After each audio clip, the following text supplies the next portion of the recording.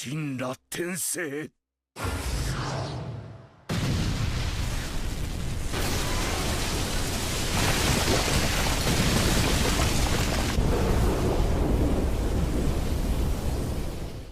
Bienvenue à toi Gag sur la vidéo, c'est Marmigno. Comment ça va?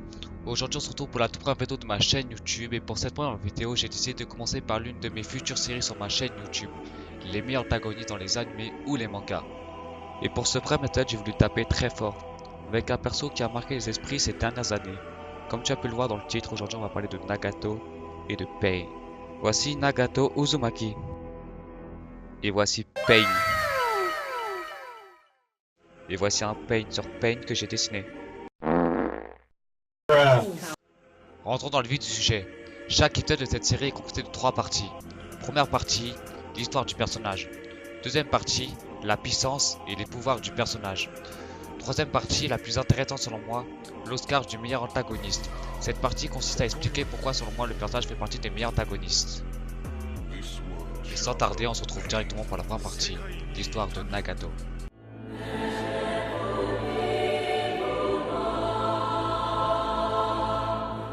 Nagato devient orphelin de la guerre entre Konoha et Am. Suite à ce choc, Nagato activera pour la première fois son Rinnegan, puis tuera les ninjas qui ont tué ses parents. Après cela, Nagato errera dans le village d'Am, où il se battra contre la famine. C'est ainsi qu'il rencontrera 2 autres orphelins provenant eux aussi du village d'Am, nommés Konan et Yaiko, et un chien nommé Chibi. Ces 4-là deviendront vite très proches et soudés par les ravages de la guerre. C'est alors que Nagato et ses amis chercheront une personne capable de leur apprendre le ninjutsu. Ils rencontreront donc plus tard un certain Jiraiya. Celui-ci les entraînera durant 3 mois, en particulier Nagato dû à son Rinnegan.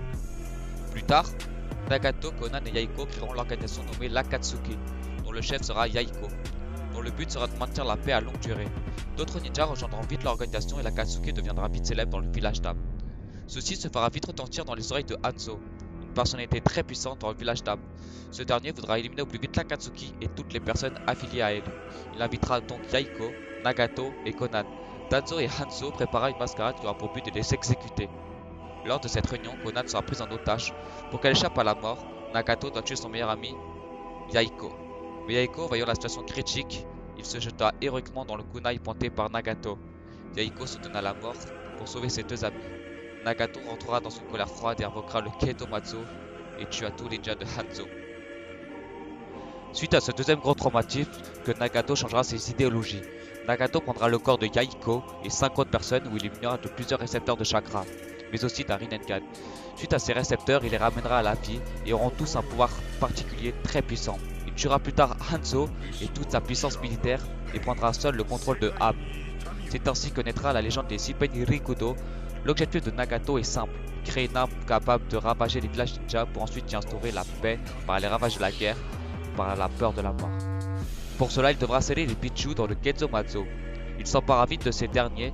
Le dernier Bichu manquant pour accomplir son objectif sera le Bichu Kyuubi, détenu par Naruto. Il attaquera alors Konoha où il causera d'énormes carnages.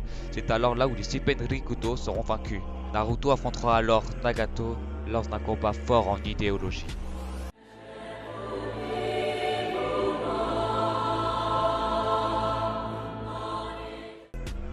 On se retrouve maintenant pour la deuxième partie, basée sur la puissance et les pouvoirs du personnage. Nagato est le ninja le plus fort de l'Akatsuki. Ça fait donc lui un ninja le plus fort de l'univers de Naruto. Comme je l'ai déjà dit plus tôt dans ma vidéo, les Shippen Rikudo sont contrôlés par Nagato, via des récepteurs de chakra. Les Shippen sont dotés de jutsu différents mais tous aussi puissants les uns que les autres, formant un alliage quasi parfait. Shikuchodo, pouvoir d'invoquer des animaux très puissants dotés du Rinnegan et donc permet de briser les angles morts de l'invocateur. Gakido, pouvoir d'absorption contre les techniques ninjutsu et peut aussi absorber le chakra en touchant ce dernier. Jikokudo, pouvoir de la vérité, capable de tuer les personnes qui mentent dans l'emprise de sa technique en leur arrachant la langue et leur âme. Possibilité de réparer les 50 Pain également. Ningendo, pouvoir de lire dans les pensées et les souvenirs des gens en les touchant simplement, en leur retirant leur âme juste après. Shurado, il est l'arme de combat, qui s'apparente le plus à un cyborg, contrôlant tout type d'arme, allant d'un shuriken jusqu'à un lance-roquette téléguidé. Tendo, il est le corps de Yaiko, Bancho Tenin, technique permettant de manipuler la force d'attraction.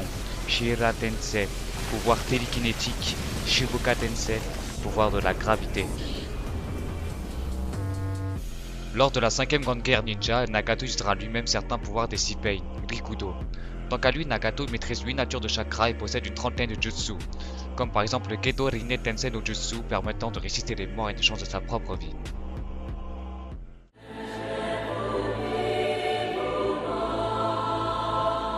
On se retrouve maintenant pour la 3ème partie, la partie la plus intéressante selon moi. Pourquoi selon moi le personnage fait-il partie des meilleurs antagonistes? Pourquoi mérite-t-il son Oscar? Son histoire est renversante. On découvre un jeune ninja avec des idéologies fortes dès son plus jeune âge.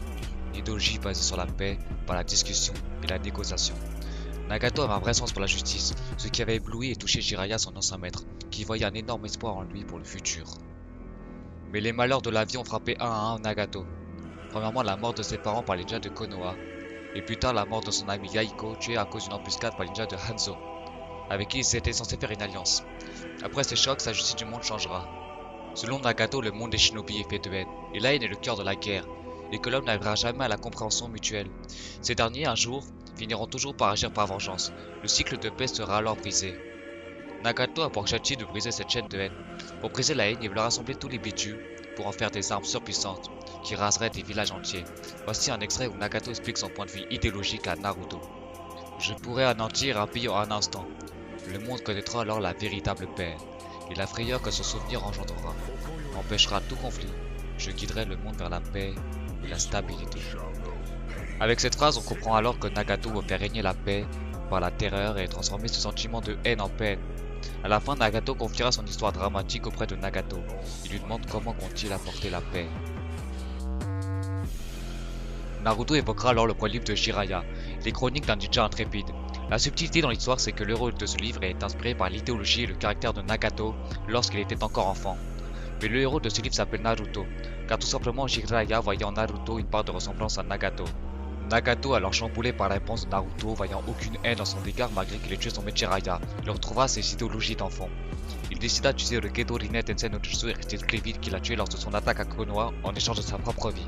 Avant de mourir la conscience apaisée, il transmettra sa volonté et ses rêves de paix à Naruto. Si ça c'est pas émouvant putain. De plus, Nagato et Naruto ont plusieurs points communs. Ils sont tous les deux orphelins à cause de la guerre, ils ont le même maître qui est l'unique Jiraiya, ils sont aussi tous les deux du clan Uzumaki.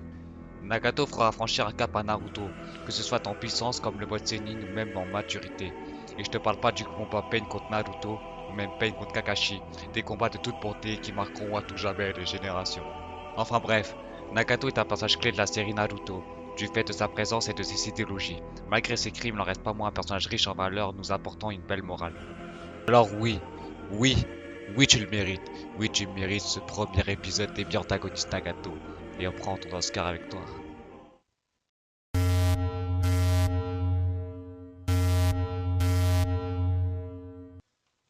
Aujourd'hui, j'ai décidé de me confier à visage découvert, pour qu'on ne me reconnaisse pas.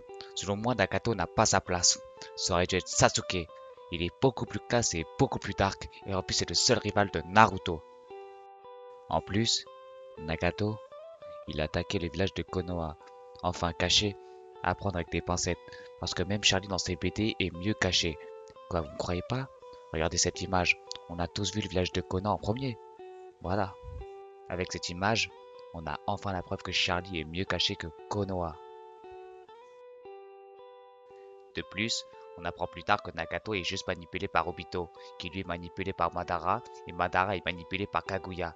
C'est trop n'importe quoi. 5ème grande guerre ninja, c'est surcoté.